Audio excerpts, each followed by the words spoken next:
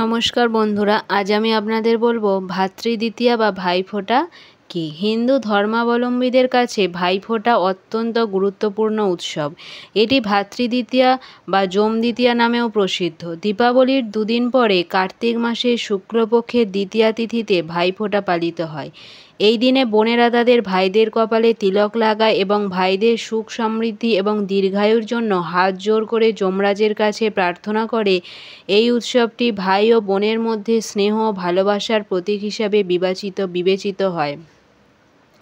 ভাইফোঁটার নিয়মাবলী: বোন চন্দন কাঠ জল দিয়ে ঘষে নিজের অনামিকা আঙুল দিয়ে ভাইয়ের কপালে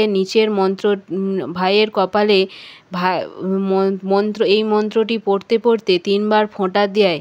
ভাইয়ের কপালে দিলাম ফোঁটা, জমের দুয়ালে পড়ল কাঁটা, যমুনা দেয় জমকে ফোঁটা, আমি দিই আমার ভাইকে ফোঁটা।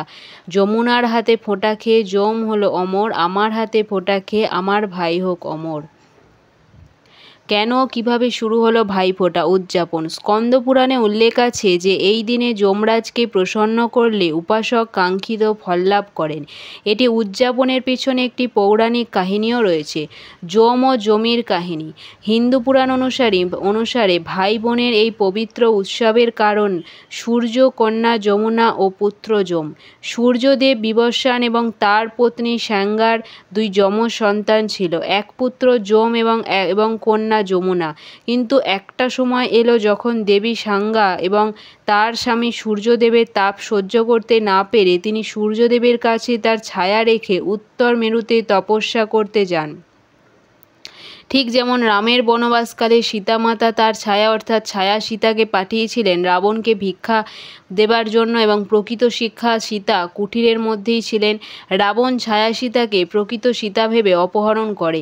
এরপর দেবী ছায়ার সংসারে তপ্তি ও সোনা নামে আরও 2টি সন্তানের জন্ম হয়। যম ও যমুনার প্রতি ছায়ার কোনো প্রেম ছিল না, কিন্তু যম ও যমুনার মধ্যে অনেক ভালোবাসা ছিল। দেবী ছায়া যম ও যমুনার সাথে দুর্ব্যবহার করতে লাগলেন। এতে ব্যথিত হয়ে যমপুরী নামে নিজের একটি নতুন শহর প্রতিষ্ঠা করেন এবং সেখানে চলে যান।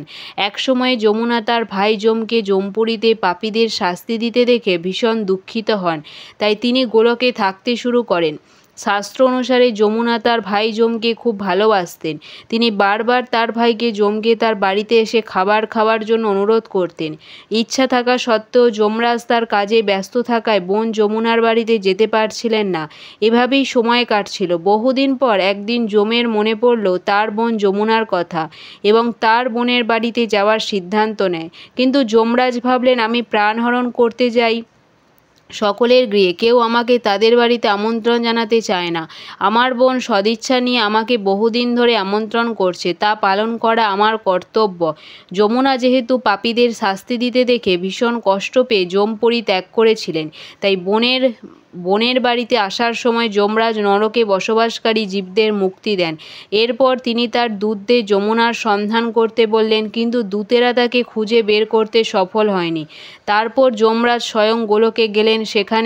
যেখানে তিনি বিশ্রামস্থলে যমুনার সাথে দেখা করলেন। সেই দিনটি ছিল কার্তিক মাসের শুক্লপক্ষের দ্বিতীয়া। ভাইকে দেখে যমুনা খুশিতে আনন্দে আবেগপ্রবণ হয়ে গেলেন এবং তাকে খুব ভালোভাবে স্বাগত জানালেন। যমরাজকে উপাসনা করার পর বিভিন্ন পদযুক্ত অত্যন্ত সুস্বাদু খাবার পরিবেশন করেন। যমুনার এই আতিথেয়তায় খুশি হয়ে যমরাজ বোনকে বর চাওয়ার নির্দেশ দেন। বোন যমুনা দেবী কলিযুগের মানুষদের মঙ্গল নিয়ে চিন্তিত হয়ে বললেন, হে ভ্রাতা, আপনি প্রতি বছর এই দিনে আমার বাড়িতে আসবেন এবং আমার মতো এই যমদ্বিতীয়ার দিনে যে সকল ভাই বোন আমার জলে স্নান করবে ও যে বোন এই দিনে তার ভাইদেরকে সম্মানের সাথে ভাইফোঁটা দিয়ে এই দিনটিকে উদযাপন করবে, সেই ভাইদের যেন যমলোকের কঠোর অত্যাচার যন্ত্রণা সহ্য করতে না হয়। ভগিনীর জনকল্যাণময় কামনা দেখে যমদেব বললেন, তথাস্তু, আমিও তাই আশা করি। কিন্তু যেসব ভাইয়েরা তাদের বোনেদের অসম্মান করে বা বারবার অপমান করে, আমি তাদের যমপাশে বেঁধে যমপুরীতে নিয়ে যাব।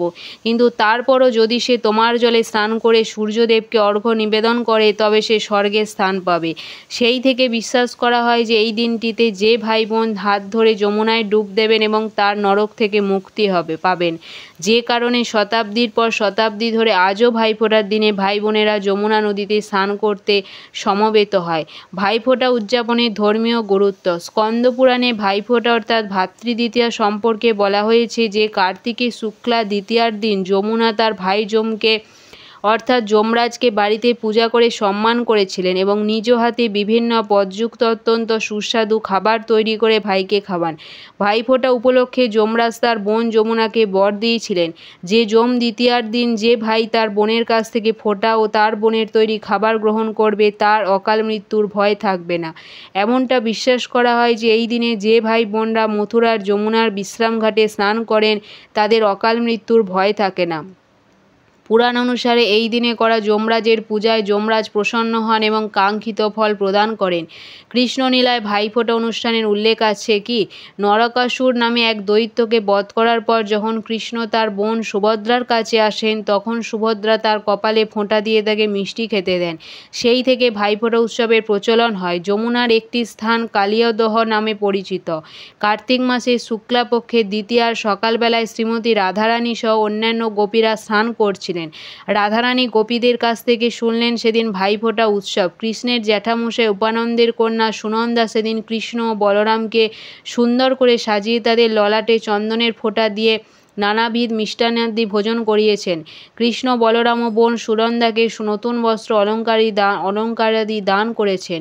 একথা শুনে রাধারানী ও তার দাদা শ্রীদামকে চন্দন ফোঁটা দিয়ে মিষ্টান্নাদি ভোজন করিয়ে প্রণাম করলেন এবং শ্রীদাম বোন রাধাকে অস্ত্র অলঙ্কার নিবেদন করলেন। এভাবে ব্রজের সমস্ত বোনেরা ভাইয়ের কপালে ফোঁটা দিতে লাগলেন। নমস্কার।